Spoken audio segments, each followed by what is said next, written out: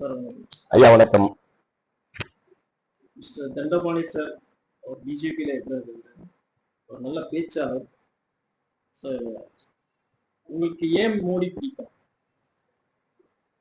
மோடி ஒரு தனிப்பட்ட மனிதர், வெறுப்பு விருப்பு அற்றவர், தன்னுடைய உறவினர்கள் தன்னோடு உள்ள குடும்ப அரசியலுக்கு அப்பாற்பட்டவர், தன்னோடு இருக்கக்கூடிய உறவுகளையும் தன்னுடைய சொந்த பந்தங்களையும் வெறுத்து நாட்டு தேசியம் என்பதுதான் முக்கியம் என்று RSS இருந்து தேசியம் என்பதை ஒரு தேசிய நோக்கத்தோடு வாஜ்பாய் பயணித்து அத்வானியிடம் பயிற்சி பெற்று இப்பொழுது ஒரு பெரிய குஜராத்துடைய சிஎம்மாக இருந்து இப்பொழுது தொடர்ந்து 30 வருடங்களாக இந்தியாவுடைய ஆளுமை கொண்ட ஒரு பிரைம் மினிஸ்டராக ஆண்டு கொண்டிருக்கின்றார். அவருடைய திறமை, தனிப்பட்ட திறமை, இந்தியா ஒரு வல்லரசாக வேண்டும் என்பதுதான் அவருடைய கனவு நோக்கம். அதற்காக அவர் இரவு பகலாக ஒரு தனிப்பட்ட முறையிலே 2047 நோக்கி சென்று கொண்டிருக்கின்றார். எனவே இந்தியா வல்லரசாக வேண்டும் என்ற கனவில் நானும் சேர்ந்து கொண்ட மோடியை வணங்கி வரவேற்று அவளோடு இணைந்து செயலாற்ற விரும்புகிறேன். பீகார் ஃபுல் ஸ்வீப் வெற்றி பற்றி உங்களுடைய கருத்து, அதாவது இந்திய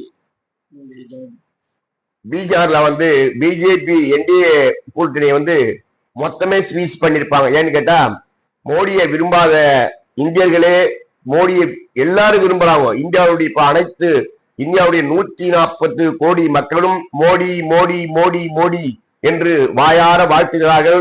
இரவும் பாலும் அவரையே நினைத்துக் கொள்கிறார்கள். ஏழையினுடைய மகானாக அவனை கருதுகிறார்கள். எனவே பீகாரில் மொத்தமாக 234 வென்றிருக்க வேண்டும். ஏதோ தவறுதலாக நாடு எதிர் செயலுக்கு சென்று விட்டது. அதனால இது ஒரு பெரிய மகிழ்ச்சிக்குரிய விஷயமாகும். தமிழ்நாட்டில் பிஜேபி ஆட்சி வருமா? உங்களுடைய நிச்சயமாக 2026 பிஜேபி ஆட்சி தாமரை தமிழகத்தில் நிச்சயம் மலர்ந்தே ஆகும்.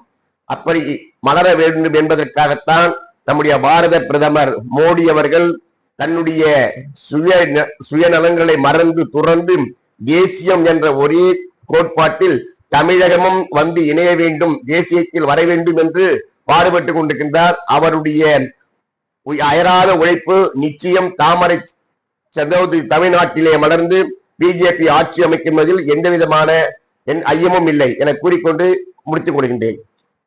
வணக்கம்.